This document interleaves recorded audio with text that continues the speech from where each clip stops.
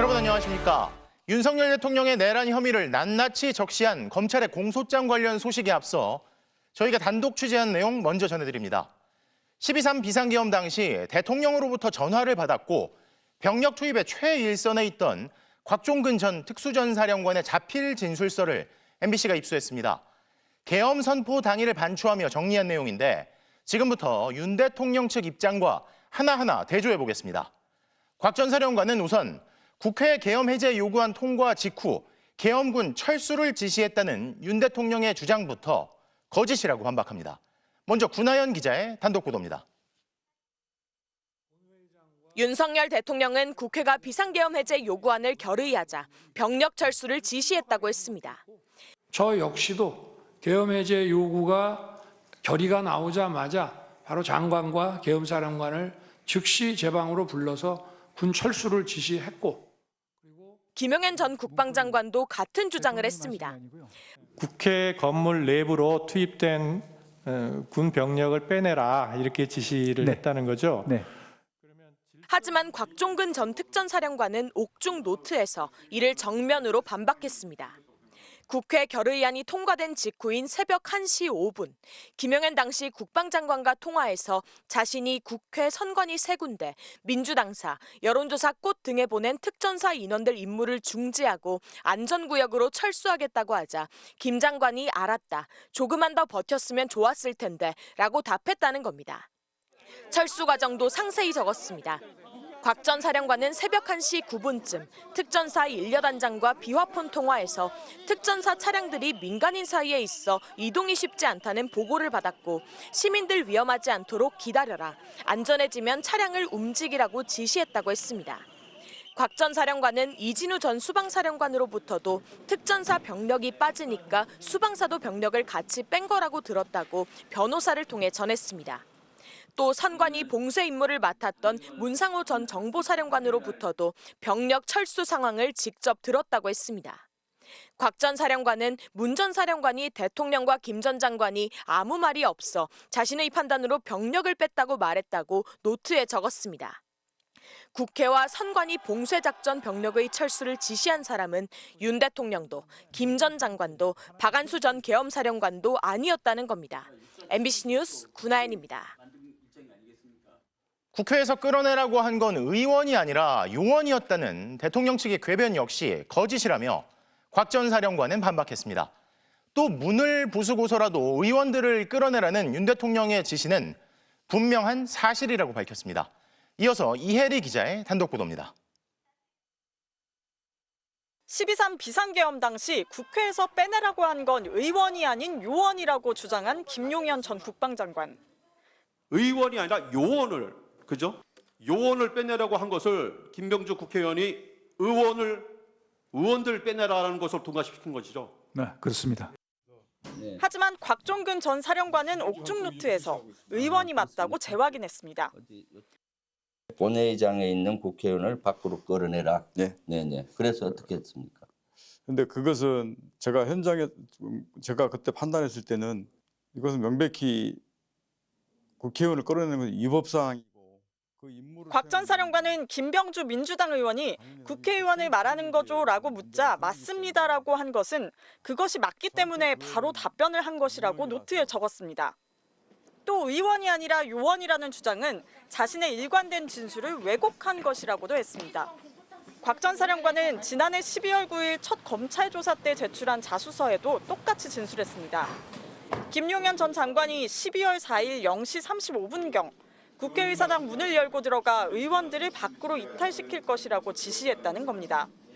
곽 전 사령관은 또 문을 부수고라도 의원들을 끌어내라는 윤 대통령 지시 역시 분명한 사실이라고 노트에 적었습니다. 의결 정족수가 아직 다 안 채워진 것 같다. 빨리 문을 부수고 들어가서 안에 있는 인원들을 끄집어내라.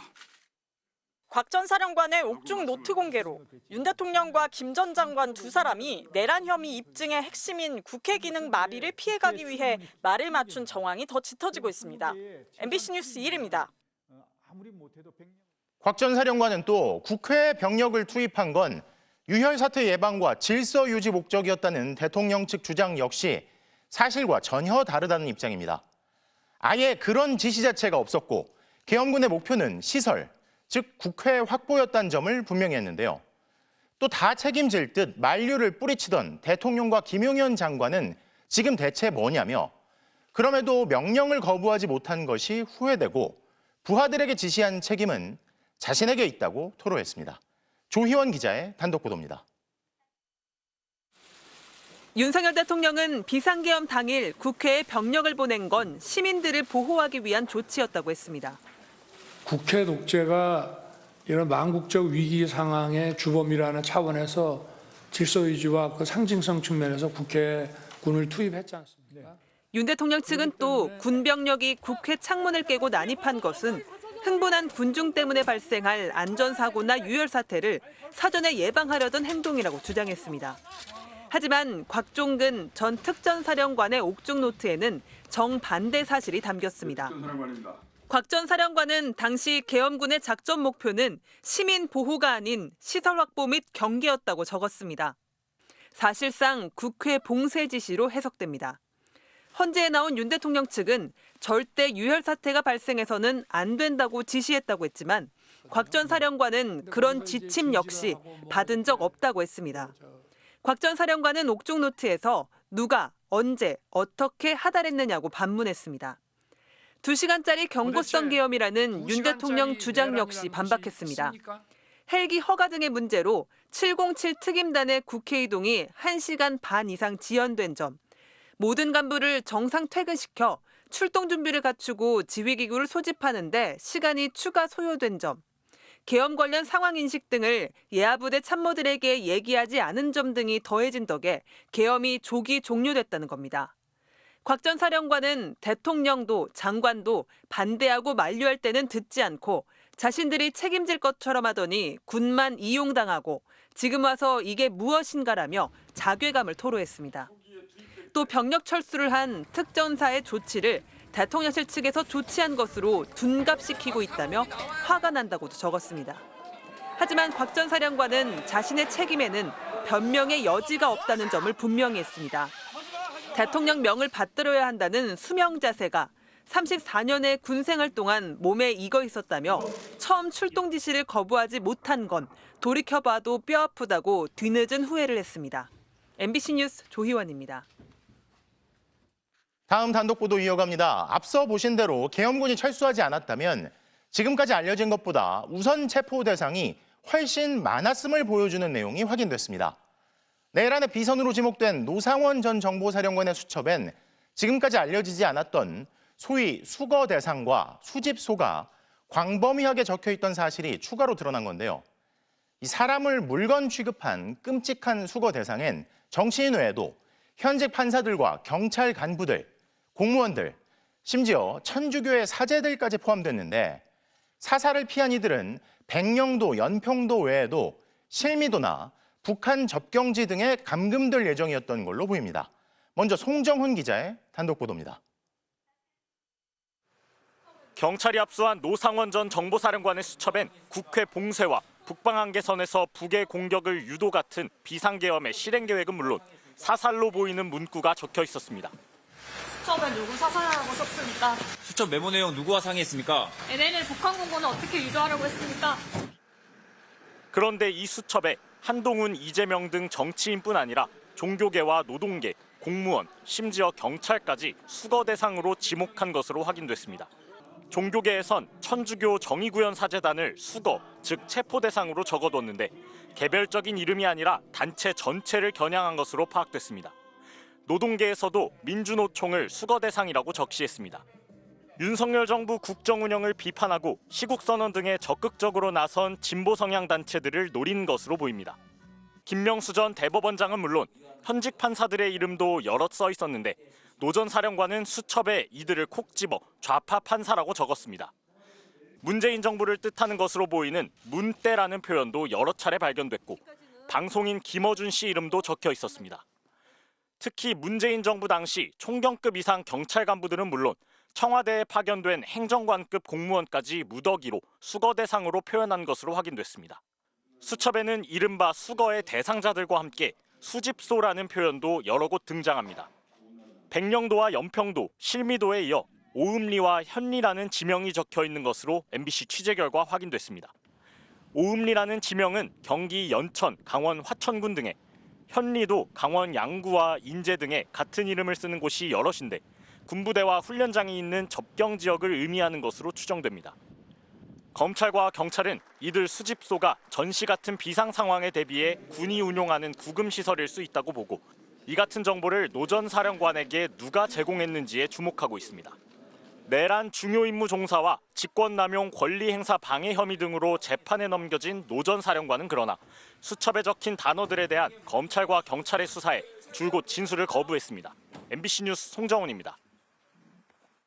노상원 전 정보사령관은 김용현 전 국방장관이 불러준 걸 수첩에 받아 적었다는 입장입니다만 더 이상의 진술은 일절 거부하고 있죠. 그런데 국과수 필적 감정에선 이 수첩 내용을 노 전 사령관이 직접 썼는지를 감정할 수 없다는 판정이 나온 걸로 확인됐습니다. 김용현 전 장관이 지시사항을 직접 적어서 건넨 건 아닌지 의구심까지 있는 상황인데요. 이어서 이재욱 기자가 단독 취재했습니다. 노상원 전 정보사령관은 경찰 조사에서 손바닥 크기의 70쪽 정도 분량인 수첩이 김용현 전 국방장관이 불러준 내용을 받아 적은 것이라고 진술했습니다. 그러면서도 수첩 속 내용에 대해서는 아무 답을 하지 않았습니다. 경찰은 수첩의 작성 경로를 파악하기 위해 노 전 사령관이 쓴 다른 문서를 함께 압수해 국립과학수사연구원에 필적 감정을 의뢰했습니다. 그런데 MBC 취재 결과 국과수는 감정 불능, 즉 동일인이 썼는지 분석하기 어렵다고 판정한 것으로 전해졌습니다. 수첩은 한눈에 알아보기 어려울 만큼 빠르게 휘갈겨 쓴 글자로 채워져 있는데 꼭 노 전 사령관이 썼다고는 단언할 수 없는 겁니다. 이 때문에 공조수사본부 안에서는 수거 대상 등 계엄 지시사항을 담은 수첩을 누군가 노 전 사령관에게 건넨 건 아닌지 의심한 것으로 전해졌습니다. 특히 노 전 사령관의 수첩에 담긴 수집소는 공조수사본부에 참여한 국방부 조사본부도 구체적으로 알지 못할 만큼 전시작전 계획에 준하는 군사기밀로 추정됩니다. 노 전 사령관은 계엄 선포 6년 전인 2018년 부하 성추행 사건으로 불명예 전역했습니다. 하지만 비상계엄 선포를 앞두고 석 달간 22차례나 김용현 전 국방부 장관의 공간을 찾은 것으로 조사됐습니다. 노상원은 한 달에 석 달 동안 22번이나 공간을 방문을 해서 비상계엄과 관련된 임무 수행은 노상원 장군이 20몇 번 왔는지 모르겠는데 그 몇 번 온 것 중에 몇 번 안 됩니다. 김용현 전 장관은 부정선거 음모를 조사하기 위한 수사 2당 구성을 민간인인 노 전 사령관에게 맡기려고 했고 노 전 사령관은 이른바 롯데리아 회동 등을 통해 현역 군인들에게 거리낌 없이 선관위 장악 계획을 지시했습니다. 김용현 전 장관이 윤석열 대통령에게 받은 비상계엄 실행 계획을 수첩에 옮겨 비선 노 전 사령관에게 전달한 게 아닌지 의구심이 나오는 가운데 노 전 사령관 측은 수첩 작성 경위와 내용을 묻는 MBC 질의에 아무 답을 하지 않았습니다. MBC 뉴스 이재욱입니다. 다음 소식입니다. 12.3 내란 당일 윤석열 대통령이 이상민 전 행정안전부 장관에게 언론사들을 봉쇄하고 소방청을 통해 단전 단수를 하라고 직접 지시한 것으로 드러났습니다. 윤 대통령에 대한 검찰의 공소장을 통해 그동안 드러나지 않았던 이상민 문건도 처음 확인된 건데요. 검찰의 공소장을 통해 새롭게 드러난 윤 대통령의 혐의들을 먼저 김상훈 기자가 보도합니다. 검찰은 비상계엄 당일 윤석열 대통령이 이상민 당시 행정안전부 장관에게 언론사 단전 단수를 지시했다고 공소장에 적시했습니다. MBC를 비롯한 방송사 2곳과 신문사 2곳, 여론조사꽃 등 모두 5곳입니다. 윤 대통령이 대통령 집무실로 들어온 이 전 장관에게 24시경 이들 언론사들을 봉쇄하고 소방청을 통해 단전 단수하라는 내용의 문건을 보여줬다는 겁니다. 앞서 윤 대통령이 최상목 당시 경제부총리와 조태열 외교부 장관, 조지호 경찰청장에게 문건을 전달한 건 드러났지만 이 전 장관 문건은 이번에 처음 확인됐습니다. 이 전 장관은 이후 밤 11시 34분쯤 조지호 경찰청장에게 전화해 경찰 조치 상황을 확인했습니다. 그리고 3분 뒤인 11시 37분쯤 허석곤 소방청장에게 전화해 자정쯤 MBC를 포함한 언론사 등 5곳에 경찰이 투입될 거라며 경찰청에서 단전 단수 협조 요청이 오면 조치해줘라고 지시했다는 내용도 공소장에 적시됐습니다. 그 언론사에 대한 그 이야기가 있었다. 그 내용이 단전 단수 이 이야기가 그런 뉘앙스가 있었다라고 말씀을 이후 허 청장은 소방청 차장에게, 차장은 서울 소방재난본부장에게 전화해 포구령과 관련해 경찰청에서 협조 요청이 오면 잘 협력해달라는 취지의 요청을 여러 차례 한 것으로 드러났습니다. 실제 단전 단수로 이어지지는 않았지만 전기와 수도를 끊어 언론 기능을 마비시키겠다는 건 언론 자유를 부정한 헌법 위반입니다. 앞선 경찰 조사에서 이 전 장관은 소방청장과 단전 단수 통화 내용을 밝히지 않았고 계엄 당일 별도의 문건도 받은 적 없다고 부인했습니다. 언론사뿐만 아니라 선관위 단전 단수 사전 계획한 바 있습니까, 증인? 증언하지 않겠습니다. 공수처에서 이 전 장관의 내란 혐의 사건을 다시 넘겨받은 경찰은 조만간 소환 조사에 나설 걸로 보입니다. MBC 뉴스 김상훈입니다. 또 윤석열 대통령은 비상계엄 이틀 전에도 김용현 전 국방장관을 통해 동원 가능한 병력을 직접 확인하고 우선 국회와 중앙선관위를 콕 집어 일단 군병력 1,000명을 투입하라는 지시를 내린 것으로 파악됐습니다. 경찰력을 우선 배치하고 군은 간부급 위주로 투입하자며 사전 모의를 한 건데 대통령이 헌재에 나와 했던 말들과 크게 다른 내용이 드러난 겁니다. 김현지 기자입니다. 윤석열 대통령이 비상계엄 선포 전 국회와 중앙선관위를 목표로 군 병력을 투입하라는 지시를 내린 것으로 파악됐습니다. 검찰은 오늘 공개된 공소장에서 윤 대통령이 비상계엄 이틀 전인 지난해 12월 1일 김용현 전 국방부 장관과 계획을 논의하면서 지금 만약 비상계엄을 하게 되면 병력 동원을 어떻게 할 수 있느냐고 물었다고 밝혔습니다. 김 전 장관은 수도권 부대에서 약 2, 3만 명 정도 동원돼야 하는데 소수만 출동한다면 특전사와 수방사 3,000에서 5,000 명 정도가 가능하다고 답했습니다. 윤 대통령은 경찰력을 우선 배치하자면서도 간부 위주로 투입하면 인원이 얼마나 되냐며 투입 가능 군병력의 규모를 재차 확인했습니다. 김 전 장관이 수방사 2개 대대와 특전사 2개 여단 등 약 1,000명 미만이라고 답하자 윤 대통령은 그 정도 병력이라면 국회와 선관위에 투입하면 되겠네라고 말했다는 게 검찰 조사 내용입니다. 헌재 탄핵심판 변론에서 280명의 소수 병력만 국회에 투입했다는 주장을 내놓은 것과 달리 윤 대통령이 당초 1,000명 미만의 병력을 국회와 선관위를 목표로 투입하면 되겠다고 언급했다는 겁니다. 군 병력 투입 규모를 확인한 뒤 윤 대통령과 김 전 장관은 구체적인 계엄 선포 준비 작업에 돌입한 것으로 검찰은 파악했습니다. 윤 대통령은 이튿날인 12월 2일 김 전 장관이 미리 준비한 계엄 선포문과 대국민 담화문, 포고령 초안 등의 문건을 검토하고 승인했다고 검찰은 밝혔습니다. 검찰은 윤 대통령 등이 국회의원과 선관위 관계자 등을 체포 구금 등으로 강압해 권능 행사를 불가능하게 하는 등 국헌문란의 목적으로 폭동을 일으키기로 모의하고 준비했다고 공소장에 적시했습니다. MBC 뉴스 김현지입니다. 검찰 공소장의 결론은 윤석열 대통령이 군과 경찰을 동원해서 지역의 평온을 해치는 폭동을 일으켰다는, 즉 내란의 우두머리라는 겁니다. 경고성 계엄을 했다는 말과 달리 윤 대통령의 계획과 지시 내용은 구체적이었고 검찰은 이 내용들을 낱낱이 적시했습니다. 이어서 이준희 기자입니다. 계엄 선포 직후 김용현 당시 국방장관은 전군 주요 지휘관 회의를 주재하면서 대통령님의 뜻을 받들어 임무 명령을 하달한다고 말했다고 검찰은 파악했습니다. 계엄이 윤 대통령의 뜻으로 시작됐음을 검찰이 공소장을 통해 확인한 겁니다. 5분에 불과했던 계엄 전 국무회의에서의 윤 대통령 발언도 검찰은 주목했습니다. 윤 대통령은 내가 결단한 것이고 대통령이 책임을 지고 하는 것이라고 했습니다. 검찰은 국회와 선관위 장악, 선관위 전산자료 압수, 국회의원들의 계엄 해제 의결 저지 등 계엄의 핵심 내용에 대한 윤 대통령의 순차 지시가 있었다는 점도 적시했습니다. 윤 대통령이 비상계엄의 국면마다 직접 개입한 정황도 다시 확인됐습니다. 계엄 당일 조지호 경찰청장에게 6차례 전화해 국회에 들어가려는 국회의원들 다 체포해 잡아들여라고 지시했고 홍장원 당시 국정원 1차장에게도 전화했습니다. 다 잡아들여라. 이번에 쌌다 정리해라. 아까 말씀드린 대로 그 말씀 이후에 방첩사를 적극 지원하라고. 이진우 당시 수방사령관에게는 본회의장으로 가서 4명이 1명씩 둘러엎고 나오라고 해 총을 쏴서라도 문을 부수고 들어가서 끌어내라고 지시했습니다. 곽종근 당시 특전사령관에게도 문짝을 도끼로 부수고서라도 안으로 들어가서 다 끄집어내라고 했습니다.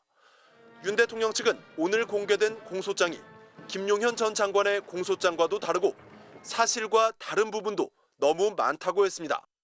계엄 해제 결의를 위해 국회에 모인 국회의원들을 끌어내라고 지시한 적이 있으십니까? 없습니다.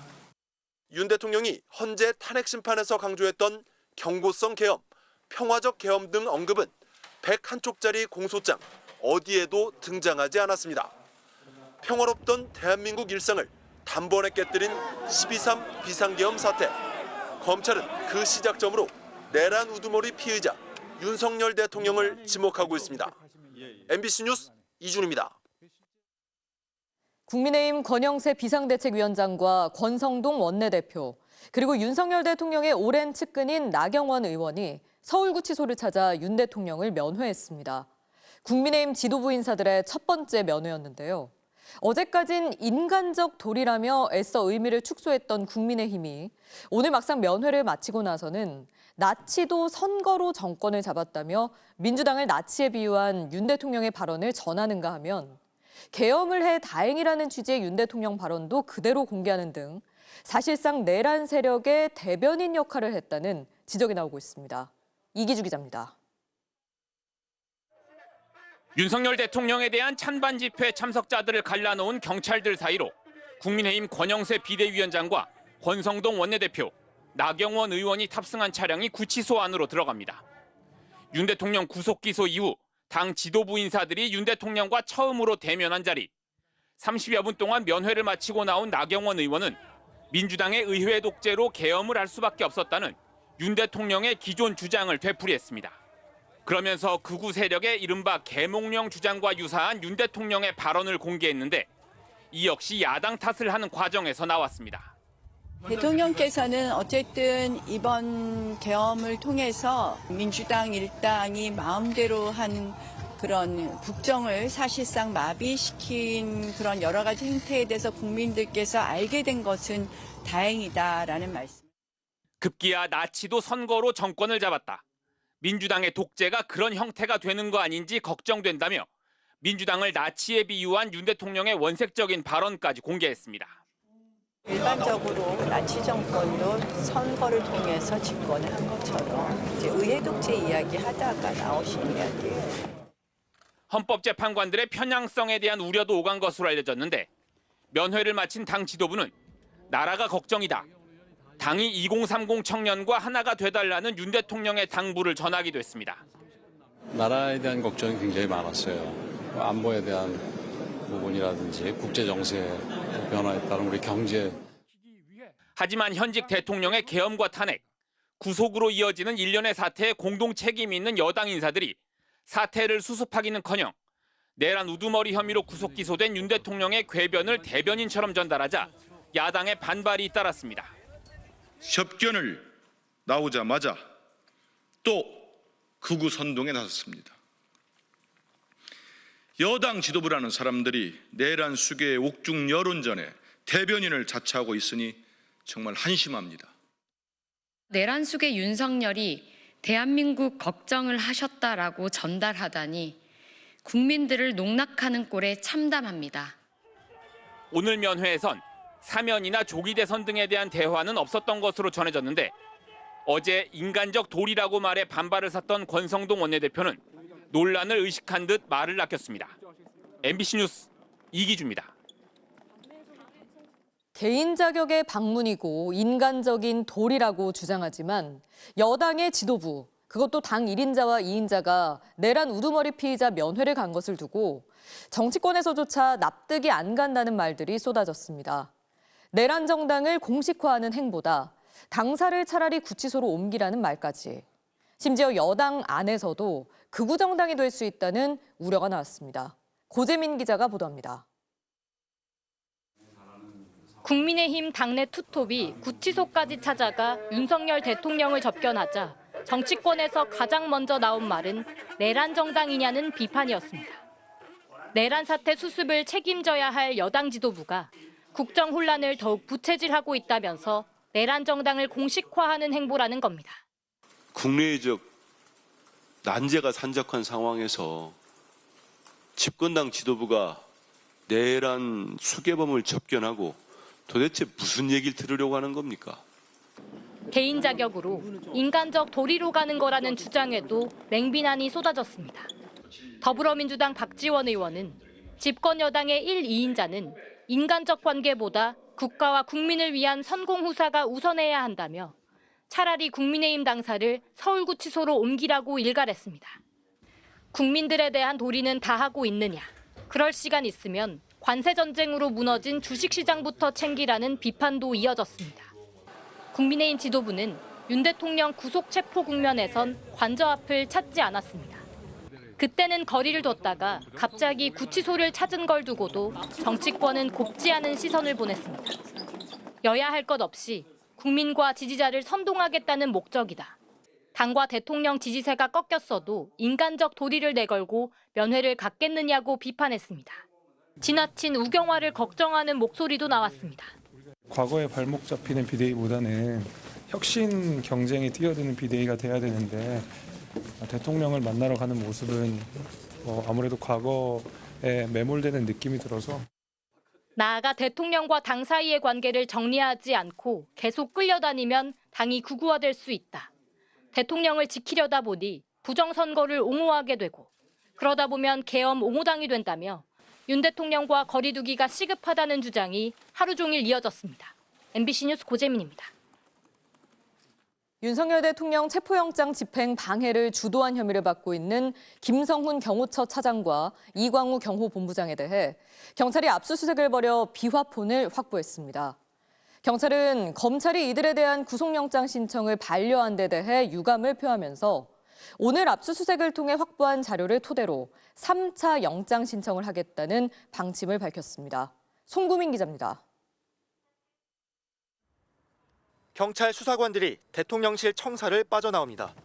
압수수색 대상은 김성훈 경호처 차장과 이광우 경호본부장의 사무실이었습니다.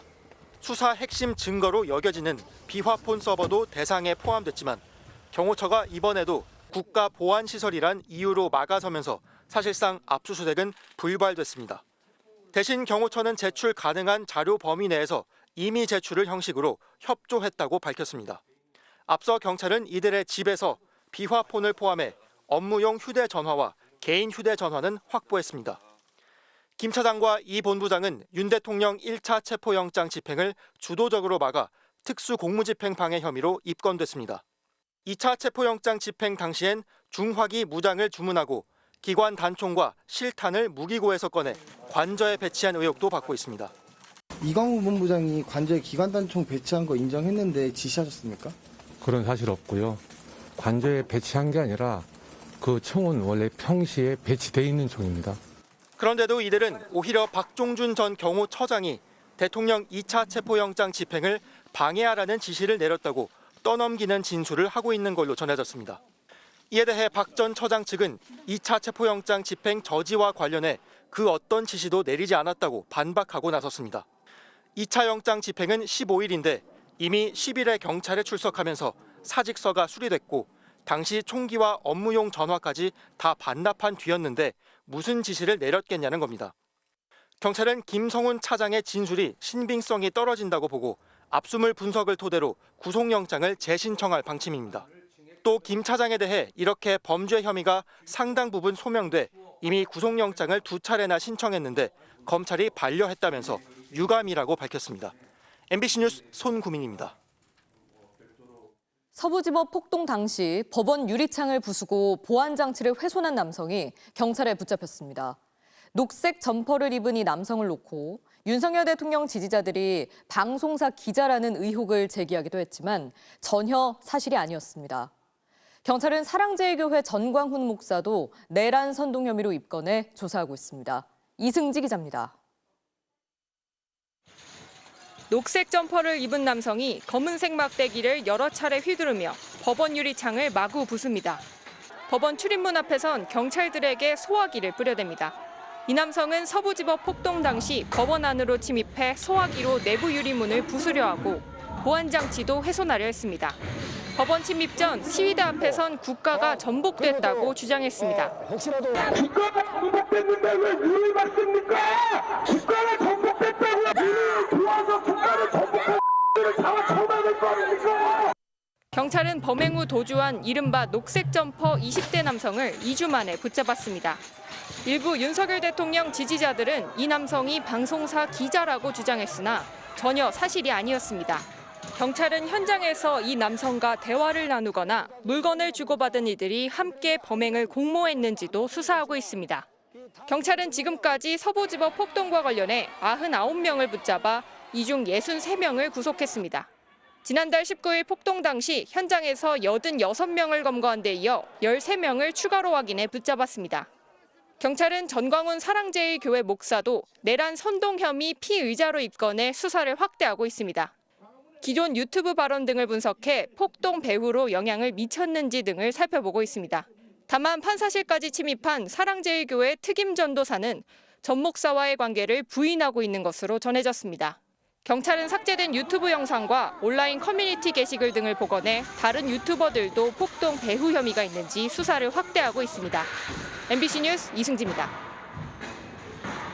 마은혁 헌법재판관 후보자를 임명하지 않은 최상목 대통령 권한대행의 결정이 위헌인지에 대한 선고는 결국 한 차례 연기됐습니다. 최상목 대통령 권한대행 측에서 추가로 내놓은 의견서 등을 다시 검토하겠다는 취지입니다. 유서영 기자가 보도합니다.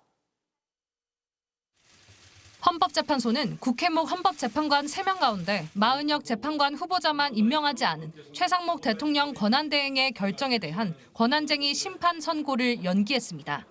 사건 선고를 2시간 앞둔 시점에 결정됐습니다. 헌재 재판관들은 선고를 이틀 앞둔 지난 토요일 최대행 측이 낸 의견서를 검토한 뒤 국회 측 반론도 들어야 한다는 차원에서 연기를 하기로 결정한 걸로 파악됐습니다. 최대행 측은 우원식 국회의장이 국회 명의로 권한쟁의를 청구하려면 국회 의결을 했어야 한다는 의견서를 재판부에 제출했습니다. 국민의힘과 똑같은 논리입니다. 하지만 대다수 헌법학자들은 헌법재판관 3인을 선출할 때 이미 국회 표결을 거쳐 국회 의사가 반영돼 있다며 문제 없다고 반박합니다. 헌재는 권한쟁의 사건에 대해 오는 10일 변론을 한 차례 더 열겠다고 공지했습니다. 국회 측 의견서도 오늘 접수한 헌재는 다음 기일에 변론을 종결하고 곧바로 선고 절차에 들어갈 걸로 보입니다. 헌재는 선고 연기와는 별개로 최대행 측이 재판 결과에 불복할 가능성에 대한 경고성 메시지도 내놨습니다.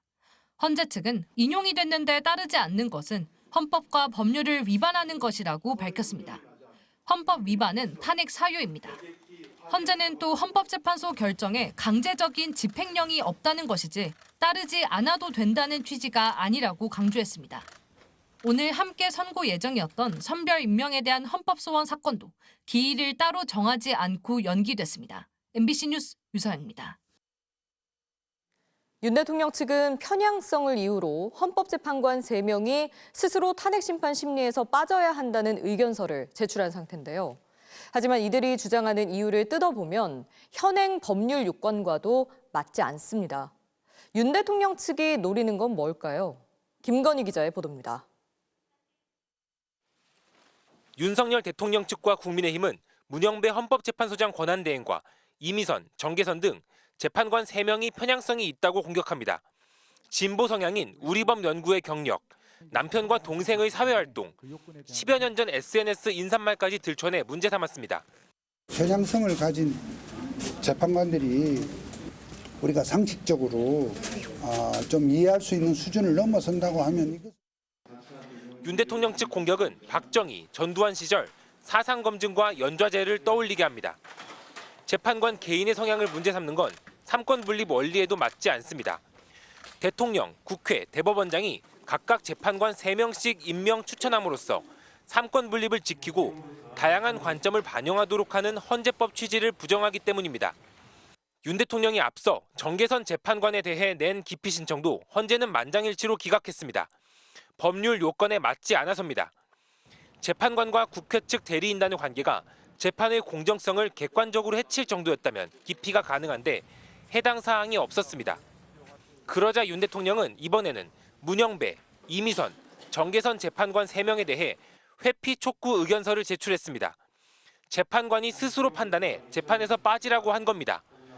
탄핵 결정을 하지 말라는 것과 마찬가지입니다. 8명 중에서 3명이 회피가 되면은 5명이 남게 됩니다. 그러면은 재판관 구성이 줄어들어서 의결 정족수가 충족이 안 되는 경우예요. 헌법재판소는 앞서 재판관의 개인 성향을 획일적으로 단정짓고 탄핵 심판의 본질을 왜곡하는 경우가 발생하고 있다며 엄중 경고했습니다. 그런데도 윤 대통령 측은 국민의힘, 극렬 지지층과 밀착해 헌재를 계속 흔들어내고 있습니다. 사법부에 대한 불신을 키워 탄핵 심판 불복을 위한 군불대기를 하고 있다는 비판이 나옵니다. MBC 뉴스 김건희입니다. 국민의힘에서는 최상목 대통령 권한대행이 마은혁 헌법재판관 후보자를 임명하지 않은 것이 위헌이라는 결정이 나와도 마 후보자를 임명하지 말라는 목소리가 나오고 있습니다. 헌법재판소의 결정을 따르지 않아도 된다는 건데요. 맞는 얘긴지 팩트체크 알고 보니에서 이준범 기자가 따져봤습니다. 예정된 선고 일정을 하루 앞둔 어제 권성동 국민의힘 원내대표는 헌법재판소 결정에 대한 불복을 공개적으로 요청했습니다. 헌재가 위헌적인 권한쟁의 심판을 가사 인용하더라도 최상목 대행은 마은혁 후보자 임명을 거부해야 합니다. 일부 보수 언론들은 헌재가 위헌 결정을 내린 뒤에도 국회에서 개정하지 않은 법률이 많다며 이런 주장에 힘을 실어주기도 했습니다. 헌법재판소 통계를 확인해봤습니다. 위헌 결정이 내려진 18건, 헌법에 맞지 않으니 일정 시점까지 법률을 수정하라는 이 헌법 불합치 17건, 모두 35건이 아직 국회에서 개정되지 않은 상태입니다. 특히 헌법 불합치 법령 가운데 8건은 헌재가 제시한 개정 시점이 지나버린 것으로 확인됩니다. 그런데 법률의 경우 이렇게 국회가 새로 법을 고치지 않더라도 헌법재판소의 결정만으로 효력이 발생합니다. 위헌 결정이 내려진 법은 헌재 결정 즉시, 헌법 불합치로 결론난 법은 개정 시한 이후부터 자동으로 기존 법의 적용이 중단됩니다. 반면에 이번 사건은 다릅니다. 최상목 권한대행이 마은혁 후보자를 임명하지 않은 것이 위헌으로 결론 났는데도 임명이 이루어지지 않으면 헌재 결정이 부정됩니다. 위헌 상태가 지속되는 겁니다. 이렇게 최고 헌법기관의 결정이 마음대로 무시되는 일이 이어진다면 국가가 위헌 여부를 가릴 수 없는 큰 혼란에 빠질 수 있습니다. 정부 여당에서는 헌재가 위헌 판단을 내려도 언제까지 따라야 하는지가 법률에 명시돼 있지 않은 만큼 임명을 미뤄도 된다는 주장도 나오는데요. 이 역시 입법 취지를 무시한 일방적인 해석에 가깝습니다. 왜냐하면 법을 만들 때 이를 따르지 않는 것은 상상할 수도 없는 일로 봤기 때문에 별도의 시한을 법에 설정할 필요도 없었던 것입니다. 헌법재판소법은 헌재 결정은 모든 국가기관과 지방자치단체를 기속한다며 인용 결정 시 결정 취지에 따른 처분을 해야 한다고 의무를 명시하고 있습니다. 따라서 헌재 결정을 무시하는 건 법치주의를 부정하는 것으로 볼 수밖에 없습니다. 알고 보니 이준범입니다. 입춘인 오늘 전국에 강추위가 불어닥쳤습니다. 매서운 바람에 체감온도는 더욱 낮았는데요. 내일은 기온이 더 떨어져 서울 최저기온이 영하 12도, 체감온도는 영하 19도에 달하는 등 올겨울 최강 한파가 찾아오겠습니다. 서울 상암 문화광장에 취재기자가 나가 있습니다. 차현진 기자 전해주시죠.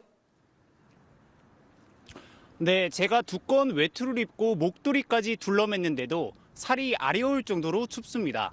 현재 이곳의 온도는 영하 5.9도지만 바람이 강하게 불면서 체감온도는 영하 12도에 달합니다. 퇴근길 시민들도 귀가를 서두르는 모습입니다. 봄의 시작을 알리는 절기, 입춘의 매서운 한파가 기승을 부렸습니다. 옷을 겹겹이 껴입고 핫팩도 손에 쥐었지만 얼굴을 들기 어려울 정도로 부는 강한 바람에 추위 피하기가 쉽지 않습니다. 입을 수 있는 옷은 목폴라부터 시작해서 다 해보고 왔는데도 바람이 다 뚫고 들어오는 것 같아서 칼바람 부는 것처럼 해서 뼈까지 막 시리는 느낌이어가지고. 오늘 서울 최저 기온은 영하 4.9도, 대관령 영하 8도 등 어제보다 최고 10도가량 떨어졌고 낮에도 영하권 추위가 이어졌습니다. 햇볕이 내리쬐는 한낮에도 바람이 강하게 불면서 체감온도는 영하 7도를 보이고 있습니다. 내일은 올겨울 최강 한파가 찾아오겠습니다. 아침 최저기온은 서울 영하 12도, 대관령 영하 19도 등 전국이 영하 18도에서 영하 4도로 오늘보다도 더 춥겠습니다. 바람까지 강하게 불면서 서울의 체감온도는 영하 19도, 대관령은 영하 29도까지 떨어지겠습니다. 조금 뒤인 밤 9시부턴 서울에 올해 첫 한파경보가 발효되는 등 남부지방 일부를 제외한 전국 대부분 지역에 한파특보가 내려지겠습니다. 모레도 서울 아침 최저기온이 영하 12도가 예상되는 등 한파는 주 후반이 돼야 다소 누그러질 것으로 전망됩니다. 영하 35도 이하의 찬 공기가 머무면서 6일 목요일까지 전국 대부분 지역의 아침 기온은 영하 10도 이하로 떨어지겠습니다. 또 찬 공기가 서해상을 지나 강한 눈구름대가 만들어지면서 전북엔 모레까지 최고 30cm 이상, 제주 산지에도 많게는 40cm 이상의 폭설이 쏟아지는 곳이 있겠습니다. MBC 뉴스 차은진입니다. 이렇게 칼바람이 불어든 오늘도 시민들은 대통령 파면을 촉구하기 위해 또 모였습니다. 헌법재판소 흔들기에 나선 국민의힘을 비판하는 목소리도 높았는데요. 집회 현장으로 가보겠습니다. 송서영 기자 전해주시죠. 네, 길었던 설 연휴와 주말이 지나고 난 뒤 첫 월요일 집회였는데요.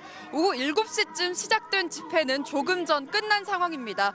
헌법재판소 근처 집회 현장도 칼바람이 매섭지만 시민들의 발걸음을 막지는 못했습니다. 추위 때문에 은박 담요를 덮어쓴 시민들의 모습도 지난 집회보다 더 많이 보였는데요. 시민들은 본격적인 옥중 정치에 나선 윤 대통령을 강하게 비판했고 연휴도 지난 만큼 윤 대통령 재판에도 더 속도가 붙어야 한다고 말했습니다. 시민들 목소리 직접 들어보시죠. 내란이 계속 지속되고 있는 것 같아요. 내란 세력들이 아직도 모든 상황을, 법적인 상황을 인정을 안 하고 초헌법적으로 마치 자기들이 법 위에 군림하고 있는 모양. 헌법재판소에서 빨리 속도를 내가지고 빨리 파면해가지고 대통령 직 명함을 떼버리고. 여기에 내란 특검법의 거부권을 행사하고 헌법재판관 임명까지 보류하고 있는 최상목 권한대행.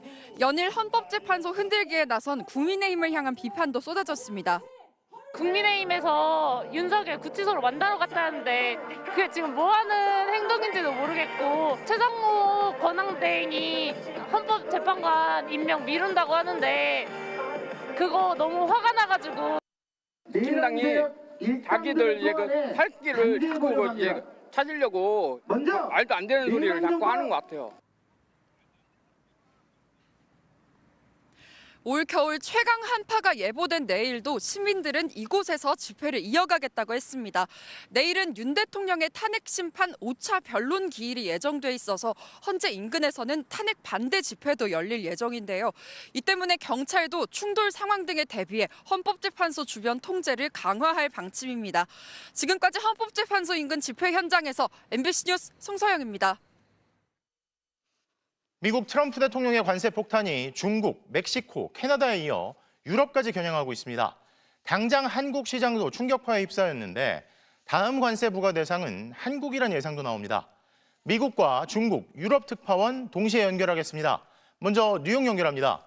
자, 임경화 특파원, 가장 먼저 관세 폭탄을 맞은 이 캐나다와 멕시코는 어떤 반응입니까? 캐나다는 일단 미국과 똑같이 내일부터 25% 보복 관세를 부과하겠다고 밝혔죠. 한국 돈으로는 모두 155조 원 상당인데요. 특히 트럼프 공화당 지지 지역에 타격을 줄 맞춤형 품목이 많습니다. 플로리다 오렌지, 테네시 위스키, 켄터키 땅콩 이런 식인데요. 관세 외에도 캐나다 일부 주에서는 정부가 관리하는 주류 판매점에서 미국산 술을 아예 치워버렸습니다. 캐나다 국민들 반발도 심상치 않습니다. 캐나다 토론토에서 열린 NBA 농구에 앞서 경기전 행사로 미국 국가가 울려 퍼졌는데요. 캐나다 관중들이 일제히 야유를 보낼 정도였습니다. 잠시 현장 상황 들어보시죠.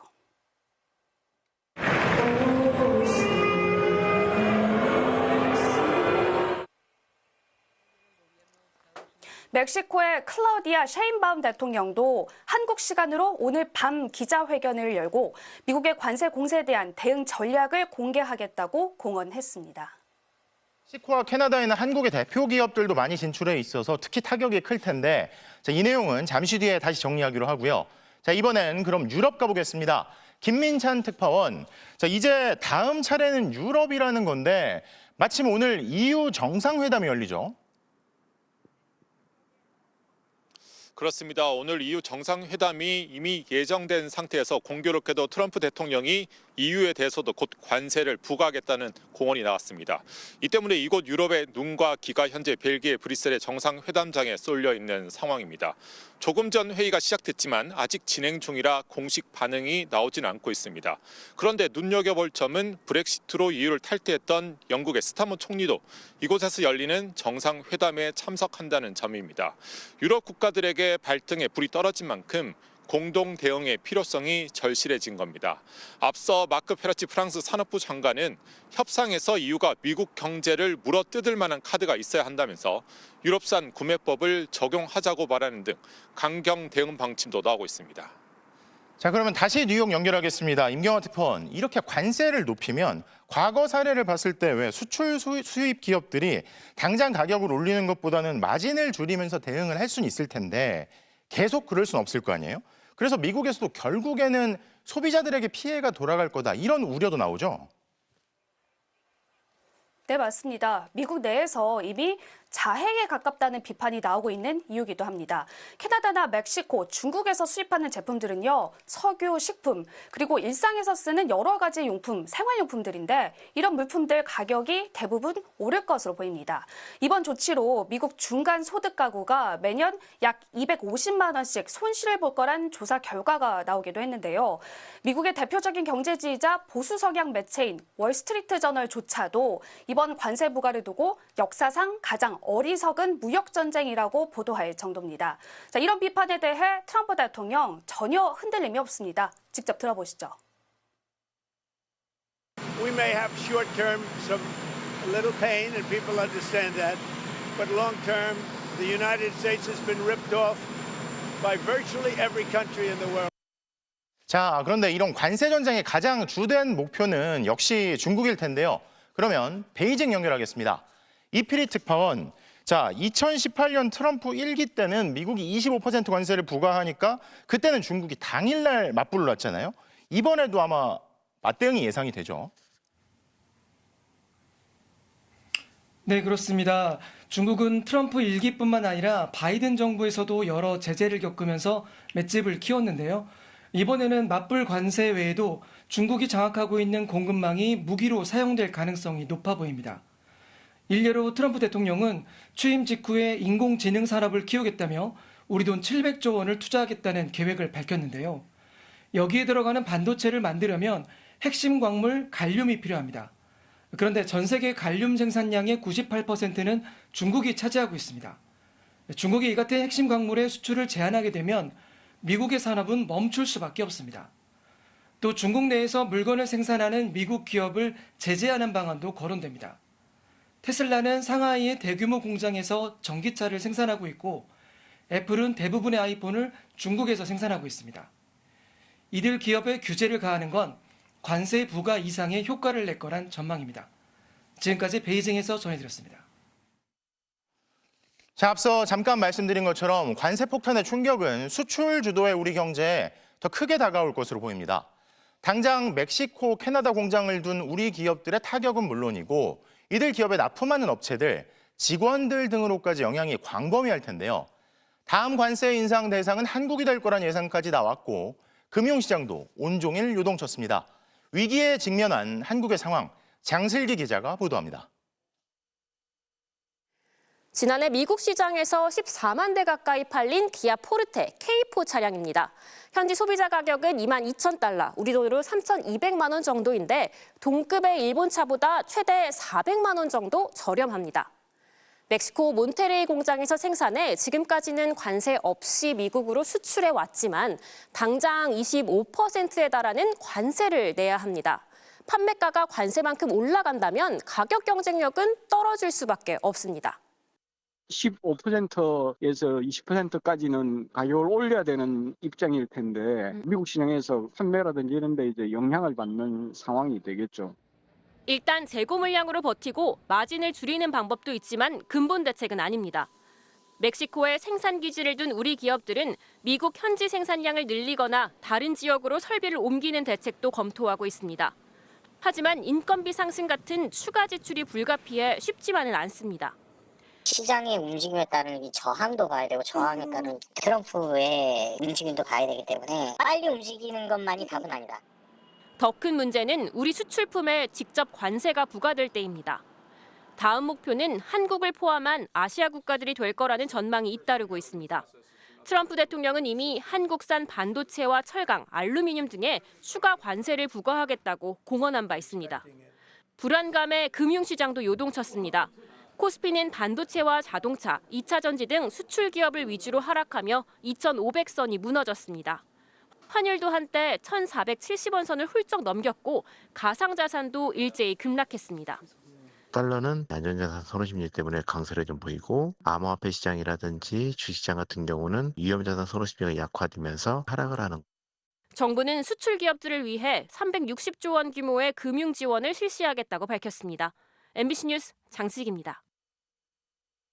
지난해 얼어붙은 소비가 통계로도 확인됐습니다. 전국 불안이 계속되면서 상품 소비를 나타내는 지수가 21년 만에 가장 큰 폭으로 떨어진 건데요. 최악의 소비 심리를 되살리기 위해 정부는 18조 원 규모의 경기 보강 패키지를 추진하기로 했는데 상황은 녹록지 않습니다. 박소희 기자입니다. 서울 종로의 한 골목. 15년째 영업해온 생선구이집도 손님이 크게 줄었습니다. 작년에 비해서 한 30% 정도 줄었다고 보시면 돼요. 아무래도 힘들죠. 직원들 급여 맞춰주고 세금 내야 되고 이럴 때는 정신 못 차리죠. 통상 연말에는 각종 모임이 늘면서 내수가 살아나는 시기인데 지난해 12월은 소매 판매액 지수가 전달보다 오히려 0.6% 줄었습니다. 지난해 9월부터 넉 달 동안 소매 판매는 한 번도 반등하지 못했습니다. 특히 숙박, 음식점업의 경우 12월 서비스업 생산지수가 전달보다 3.1%나 감소했는데 이는 34개월 만에 최대 폭입니다. 12.3 내란 사태와 제주항공 참사로 소비 심리가 더 얼어붙은 겁니다. 정치 상황이라든지 12월에 있었던 국가애도 기간이라든지 그러한 상황 하에서 이 통계가 나온 것이다. 지난해 전체로 봐도 소매 판매는 전년보다 2.2%나 줄었습니다. 카드 대란이 발생했던 2003년 이후 21년 만에 최대 낙폭입니다. 반면 생산은 호조를 보였습니다.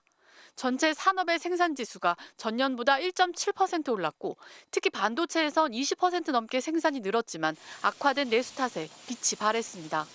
소비를 살리기 위해 기준금리를 낮추는 방법도 있지만 한국은행은 지난달 금리를 동결했습니다. 미국발 환율 급등 탓에 섣불리 금리 인하를 단행하지 못하는 겁니다. 원달러 환율도 부담이지만 한국은행의 정책금리 인하에도 불구하고 시중은행들의 가계대출 금리가 크게 떨어지지 않음에 따라서 그 실효성에 대해서도 우려를 하고 정부는 내수 등 민생경제 회복을 위해 18조 원 규모의 경기보강 패키지를 추진하고 추가 지원 방안을 강구하겠다고 밝혔습니다. MBC 뉴스 박소희입니다. 경영권 불법 승계 혐의로 재판을 받아온 이재용 삼성그룹 회장이 항소심에서도 무죄를 선고받았습니다. 삼성물산과 제일모직의 합병이 부당하지 않았고 경영권 승계만을 위한 목적도 아니었다는 1심 판단을 항소심 재판부가 그대로 유지한 겁니다. 윤상문 기자가 보도합니다. 2015년 제일모직과 삼성물산 합병으로 삼성그룹 지배력을 강화한 이재용 회장. 검찰은 2020년 불법 경영권 승계라며 이 회장을 법정에 세웠습니다. 경영권 승계를 위해 대주주인 제일모직 가치는 부풀리고 지주회사격인 삼성물산의 가치는 떨어뜨려 이 회장에게 유리하게 합병했다는 겁니다. 항소심 재판부의 판단은 1심과 같은 무죄였습니다. 경영권 승계만을 위한 합병 또는 전체적으로 부당한 합병으로 보기 어렵다는 1심 판단을 그대로 유지한 겁니다. 재판부는 삼성 미래전략실뿐 아니라 삼성물산과 제일모직도 합병을 함께 검토했다며 합병의 시너지가 형식적이거나 아무런 근거가 없다고 보기 어렵다고 했습니다. 삼성물산과 제일모직 합병은 경영권 승계 작업의 일환이라고 본 2019년 대법원 판결도 이번 무죄 판결과 배치되지 않는다는 게 항소심 재판부 설명입니다. 재판부는 이와 함께 제일모직에 2조 원 가까운 흑자를 안겼던 삼성 바이오로직스 회계 처리 기준 변경에 대해서도 문제가 없다고 봤습니다. 지난해 8월 문제 상황을 피하기 위해 결론을 정해놓고 사후 합리화했다며 회계 부정으로 판단한 서울행정법원과 다른 결론입니다. 이재용 부회장 지배력 강화를 위해 미전실이 주도하여 진행했다는 점은 투자자들은 물론 웬만한 국민들도 다 알고 있었던 사실입니다. 1994년 부친인 고 이건희 전 회장으로부터 60억 원을 물려받았던 이재용 회장. 이 돈을 종잣돈으로 그룹 지배력을 확보하는 과정에서 논란은 끊이지 않았습니다. 에버랜드 전환 사채를 헐값에 사들여 최대 주주가 됐지만 검찰이 무혐의 처분했고 에버랜드가 제일모직으로 이름을 바꾸고 다시 삼성물산과 합병한 뒤 결국 회장직에 올랐지만 이번에는 법원이 면죄부를 줬습니다. MBC 뉴스 윤상문입니다. 네, 탁구의 환상의 복식조였던 신유빈 전지희 선수가 전지희의 국가대표 은퇴 이후 처음으로 국제대회 단식에서 만났습니다. 웃음이 떠나질 않는데요. 항저우 아시안게임 여자 복식 금메달, 그리고 파리올림픽에서 16년 만에 단체전 동메달을 합작했던 신유빈과 전지희. 지난해 11월 전지희가 대표팀에서 은퇴해 중국으로 돌아가면서 환상의 복식조가 해체되는데요. 오늘 싱가포르 스매시 대회 단식 첫 판에서 다시 만났습니다. 오랜만에 만나설까요? 대결을 벌이면서도 미소가 떠나질 않는데요. 앞선 세 차례 맞대결에선 전지희가 2승 1패로 앞섰는데 오늘은 반대로 동생 신유빈의 기세가 좋습니다. 첫 두 게임을 모두 가져오고 세 번째 게임, 이 매치 포인트를 따는 이 장면이 압권이었습니다. 무려 12번이나 스매시를 받아낸 끝에 범실을 유도했어요. 전지희는 머리를 감싸쥐고 둘은 묘한 눈빛을 주고받는데요. 결국 신유빈의 3대0 완승! 경기를 마친 둘은 진하게 포옹을 나눴습니다. 손에도 입을 맞춘 신유빈은 이대로 보내기 아쉬웠는지 전지희에게 달려가 하트 세리머니도 재현했네요. 더 이상 대표팀에서 함께하진 못하지만 두 선수의 여전한 우정 보기 좋습니다. 남자 유도 90kg 이하급 기대주 김종훈이 2년 전 세계선수권 우승자를 꺾고 생애 첫 그랜드슬램 대회 정상에 올랐는데요. 세계 랭킹도 111위에서 40위권까지 오를 전망입니다. 월요일 밤 스포츠 뉴스였습니다.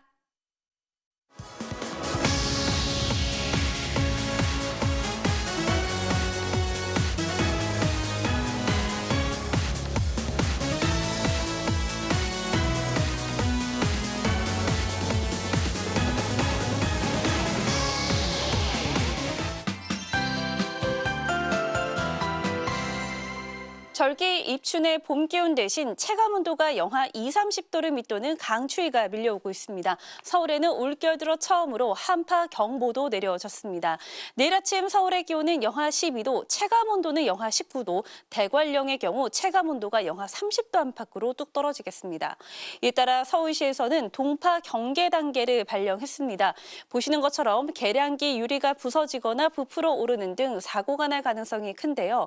앞으로 사흘 이상 영하 10도를 밑도는 강추위가 이어지겠습니다. 외출하실 때는 수돗물을 약하게 틀어놓는 등 동파 사고에 각별히 유의하셔야겠습니다. 현재 전라권 서해안을 중심으로는 대설특보도 내려지고 있는데요. 모레까지 제주 산지 최고 40cm 이상, 전라권에 30cm 이상, 충남 서해안에 15cm 이상의 많은 눈이 내리겠습니다. 내일 전국 대부분 지방에서 바람도 강하게 불겠습니다. 아침 최저 기온은 서울이 영하 12도, 춘천 영하 16도를 보이겠습니다. 낮 최고 기온도 서울이 영하 6도, 대전은 영하 3도에 그치겠고요. 당분간은 강추위가 이어지면서 호남과 제주를 중심으로는 눈이 자주 내릴 전망입니다. 내셨습니다. 소외된 이웃을 돕기 위해 희망 2025 나눔 캠페인에 성금을 보내주신 분들입니다. 주식회사 태양자동문 대표이사와 임직원 일동이 1,004만 원을 보내주셨고, 주식회사 도시가스 114 김한근 대표이사와 임직원 일동이 500만 원을 기탁했습니다. 고맙습니다. 아직도 갖가지 방법으로 갈 길 바쁜 대한민국을 붙잡고 늘어지는 세력이 있습니다. 평소에 하던 말들과 달리 정치는 물론이고 경제도, 안보도, 국민의 살림살이도 이들에겐 하나도 안 중요했던 겁니다. 내란 사태부터 하루빨리 종식시켜야 국가적으로 시급한 다른 문제들을 풀어갈 수 있습니다. 월요일 뉴스데스크 마칩니다. 시청해주신 여러분 고맙습니다.